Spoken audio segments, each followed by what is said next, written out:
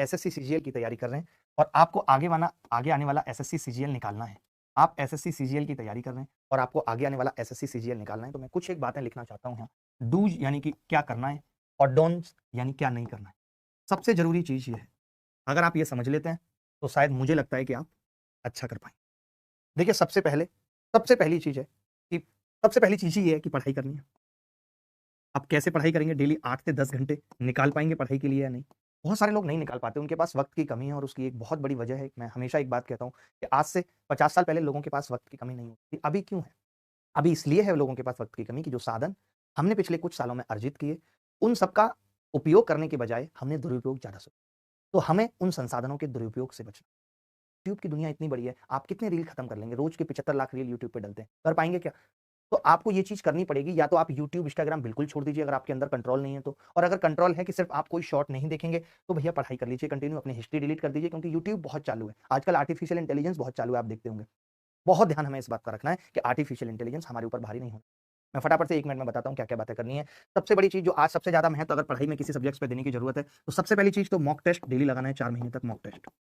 जो बच्चे mock test नहीं लगाएंगे उनका कुछ नहीं हो सकता। मैं रिक्वेस्ट कर रहा हूं, चाहे आपका सिलेबस पूरा हुआ है चाहे नहीं हुआ, आपको डेली एक मॉक टेस्ट देना है। डेली एक मॉक, सुबह जगते सबसे पहले यही काम करना है। मैं ये सुबह जगते ही क्यों बोल रहा हूं? ताकि जब आप सुबह जग के मॉक टेस्ट देंगे और आपके नंबर आएंगे 100 और 110, तो आपको अपनी औकात पता चल जाएगी, आपको लग जाएगा कि मेरा प्री नहीं निकलने वाला है। और मैंने कहा भी था कि प्री और मेंस की तैयारी एक साथ करनी है, तो जब तक मॉक टेस्ट नहीं देंगे तब तक सिलेक्शन नहीं होगा। बहुत सारे बच्चे हमारे यूट्यूब पे भी ऐसे हो सकते हैं जिन्होंने अलग अलग प्लेटफॉर्म के मॉक टेस्ट दे रखे होंगे। अगर ले रखे हैं तो वहां पे दीजिए, कहीं और ये मत करिए कि स्विच कर लीजिए। अगर आपने अभी तक कहीं पे मॉक टेस्ट नहीं लिया है तो आप अभिनव मैथ्स ऐप पे भी 16,000 मॉक टेस्ट है एसएससी पास में, वो दे सकते हैं। इसके बाद ये होगा कि वो मॉक टेस्ट पैसों के हैं और किसी बच्चे के पास पैसे नहीं है, एक भी रुपया नहीं है, लेकिन वो यूट्यूब से हमसे पढ़ा है और वो मॉक टेस्ट देना चाहता है, फ्री देना चाहता है, उसके पास पैसे नहीं है। जिसके पास पैसे हैं वो लगा सकते हैं, जिसके पास नहीं है वो क्या करे? तो वो इस नंबर पे 9971512230 पे कॉल करके फ्री एक्सेस ले सकता है।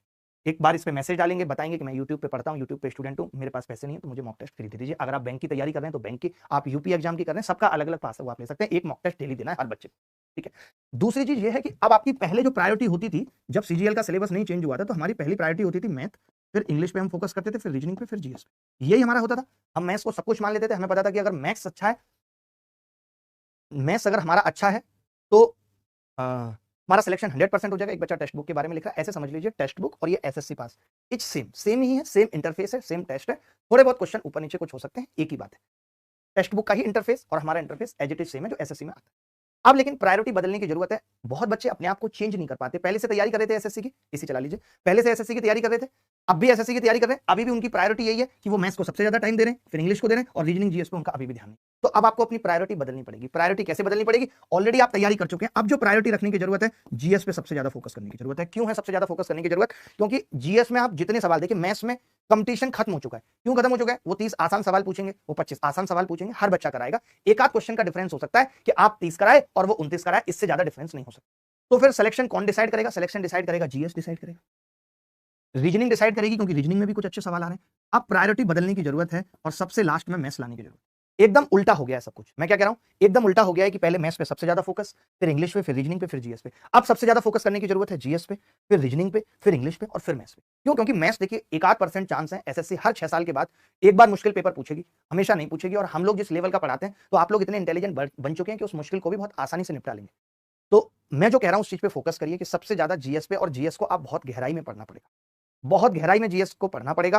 पेपर तक हम ये कर रहे हैं कि हम एक सीरीज चला दें कि 500-500 क्वेश्चन गहराई में, एक एक क्वेश्चन एक्सप्लेनेशन के साथ, जीएस का, इंग्लिश, रीजनिंग, मैथ का, मैथ मैं खुद पढ़ाऊं। हमारे दूसरे वाले यूट्यूब चैनल एसएससी अभिनव मैथ्स पे डेली चले, ताकि जो बच्चे रिपीटर्स हैं, ऑलरेडी कहीं कोर्स खत्म कर चुके हैं, उनके लिए प्रैक्टिस स्टार्ट हो, उनके लिए प्रैक्टिस आए कम से कम। मेरी बात समझ रहे हैं? तो प्रैक्टिस हम चाहते हैं कि हम आपकी करवाएं, और हम अपने जो हमारा ये अभिनव मैथ्स चैनल है, इसके ऊपर हम ए टू जेड क्वांट के बचे हुए टॉपिक लाइक ट्रिग्नोमेट्री, जो हम आज से शुरू कर रहे हैं, उसके बाद ज्योमेट्री, जो एक मेजर टॉपिक है, ये मैं खत्म करा दूं, क्योंकि ज्योमेट्री और ट्रिग्नोमेट्री से मिला के चलिए मेंस और प्री में 12 एक सवाल रहेंगे दोनों टॉपिक से। तो आप ये समझ लीजिए कि अगले 1 महीने तक जब आप मेरे साथ जुड़ेंगे तो आपके 12 सवाल सही होंगे, और 12 तिया 36 ऑलमोस्ट नंबर हो गए। कहीं पे 2 नंबर का भी सवाल है तो 30 मान के चलिए कि 30 नंबर का जुगाड़ मैं कराऊंगा। और जो मैं ट्रिग्नोमेट्री में पढ़ाऊंगा, जो मैं ज्योमेट्री में पढ़ाऊंगा, एकदम लेटेस्ट पैटर्न के हिसाब से, उससे बाहर कुछ भी नहीं आएगा। उससे बाहर आपको घर पे जाके अलग से भी पढ़ने की जरूरत नहीं है, अलग से भी आपको पढ़ने की जरूरत नहीं है घर पे जाके, ठीक है। तो अब ये आपको पैटर्न बदल देना है कि जीएस पे ज्यादा फोकस करना है, रीजनिंग पे, इंग्लिश पे। आप ज्यादा से ज्यादा मैथ्स के लिए अब घर पे प्रैक्टिस के लिए ना 30 क्वेश्चन का सेट लगा सकते हैं। हमने 25 ये भी डाले हैं, क्या बोलते हैं, 25 पीडीएफ्स भी दे देंगे 30-30 सवालों की आपको विद सॉल्यूशन टेलीग्राम पे। तो आप वो पेपर कर लीजिए घर बैठ के आराम से। उसके अलावा टॉपिक वाइज प्रैक्टिस आप घर पे मत करिए। अगर आपका सिलेबस हो चुका है तो टॉपिक वाइज प्रैक्टिस मत करिए, भले 30 सवालों की प्रैक्टिस कर लीजिए, ठीक है। तो इतनी बातें थी जो आपको करनी है कि डेली एक मॉक टेस्ट देना है। उसके अलावा अपनी प्रायोरिटी बदलनी है। जो पहले maths, English, reasoning, GS sequence में पढ़ते थे, तो अब जीएस, रीजनिंग, इंग्लिश, मैथ्स पढ़ना है। रीजनिंग में जो भी कठिन टॉपिक है, जो भी कठिन सवाल आए, उस पर फोकस करना है, ठीक है। बच्चा क्या लिख रहा है कि सर राहुल गांधी वाली टी शर्ट पहनी है जिसपे बवाल हुआ था। बिल्कुल भाई, उन्हीं से लेकर पहनी है, उन्हीं से लेकर पहनी है टी शर्ट, ठीक है।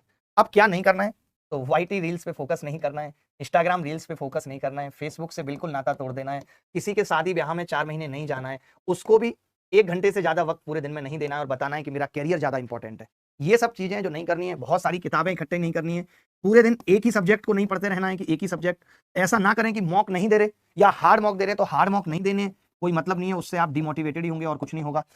2-3 एग्जाम्स एक साथ टारगेट नहीं करने। अगर आप एसएससी की तैयारी कर रहे हैं तो सिर्फ अभी 4 महीने एसएससी पे ही फोकस करना।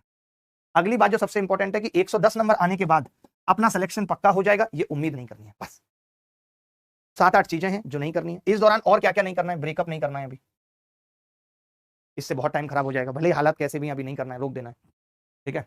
तो चलिए अब शुरू करते हैं आज की क्लास।